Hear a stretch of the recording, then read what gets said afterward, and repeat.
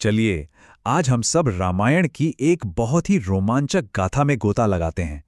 ये कहानी है लंका दहन की। मतलब वो किस्सा जब सोने से बनी लंका धू धू कर जल उठी थी। अब सवाल ये उठता है कि ये हुआ कैसे। सोचिए जरा, एक अकेला दूत, एक मैसेंजर, एक पूरे के पूरे किलेबंद शहर को जलाकर राख कैसे कर सकता है। चलिए, आज इसी महागाथा की परतें खोलते हैं।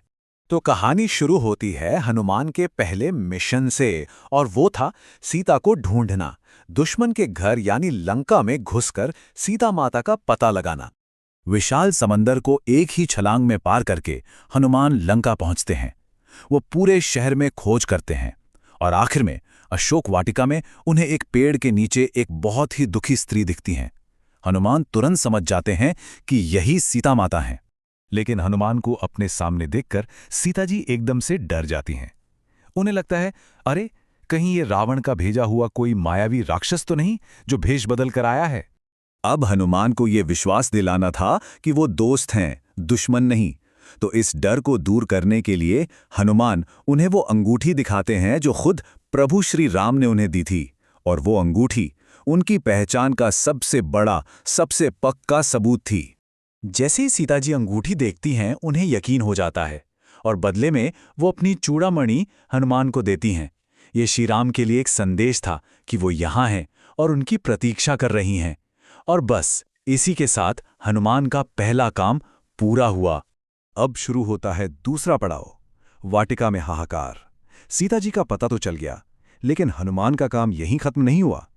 अब उन्हें रावण को एक संदेश देना था, एक चेतावनी कि राम की सेना आ रही है। और इसके लिए वो वाटिका में हंगामा करने की योजना बनाते हैं।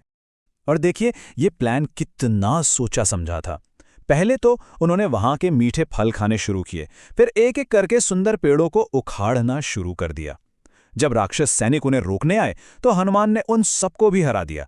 और आखिर में जब रावण का बेटा राजकुमार अक्षय कुमार उनसे लड़ने आया तो हनुमान ने उसका भी वध कर दिया। ये सीधा संदेश था रावण के लिए। अब बारी थी रावण के क्रोध की। अपने बेटे की मौत की खबर सुनते ही रावण गुस्से से आग बबूला हो जाता है और अब वो मैदान में अपने सबसे शक्तिशाली योद्धा को भेजता है।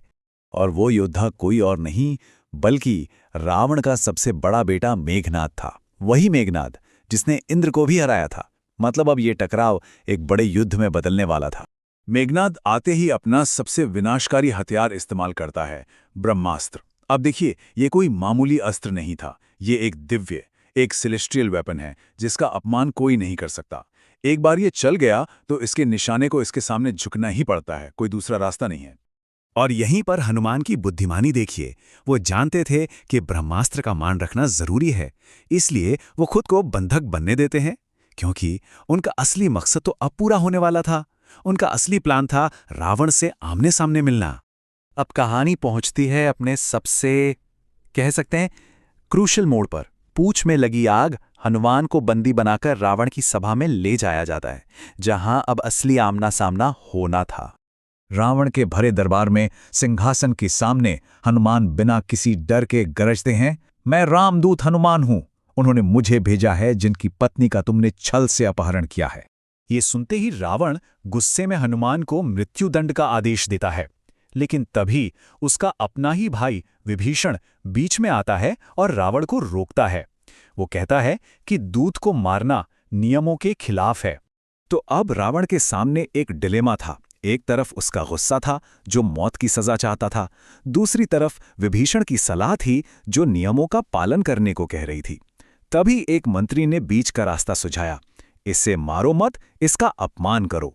और फैसला सुनाया गया, वानरों को अपनी पूंछ सबसे प्यारी होती है, तो इसकी पूंछ में ही आग लगा दो। ये रावण और उसके दरबारियों का घमंड था, जो उनकी सबसे बड़ी, सबसे भयंकर भूल साबित होने वाली थी। और अब आता है कहानी का आखिरी और सबसे ड्रामेटिक अध्याय, जल उठी सोने की लंका।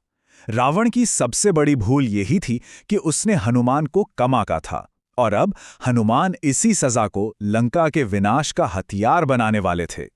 जैसे ही राक्षस सैनिक हनुमान की पूंछ पर तेल में भीगे कपड़े लपेटने लगे, खेल शुरू हो गया। हनुमान ने अपनी शक्तियों का इस्तेमाल किया और अपनी पूंछ को लंबा और लंबा और लंबा करना शुरू कर दिया। और जैसे ही पूंछ में आग लगाई गई, हनुमान ने एक झटके में सारे बंधन तोड़ दिए और आजाद हो गए। फिर जो शुरू हुआ वो था विनाश का तांडव। हनुमान एक महल से दूसरे महल, एक छत से दूसरी छत पर कूदने लगे। वो छोटी सी आग की चिंगारी देखते ही देखते एक विकराल आग में बदल गई। आग की लपटें सोने की लंका को अपनी चपेट में ले रही थीं। वो लंका जो अपनी शान और अपनी दौलत के लिए जानी जाती थी, हनुमान की एक ही चाल से जलकर राख हो गई। लेकिन इस महाविनाश के बीच भी एक चमत्कार था। पूरी लंका जलकर राख हो गई, सिवाय 2 जगहों के। एक तो वो अशोक वाटिका, जहां सीता जी की पवित्रता थी, और दूसरा विभीषण का महल, जहां धर्म का वास था। तो आखिर में ये सोचने वाली बात है कि क्या ये कहानी सिर्फ एक शहर के विनाश की है, या फिर ये एक सबक है कि जब भक्ति और निष्ठा की शक्ति को कम करके आंका जाता है तो नतीजा क्या होता है।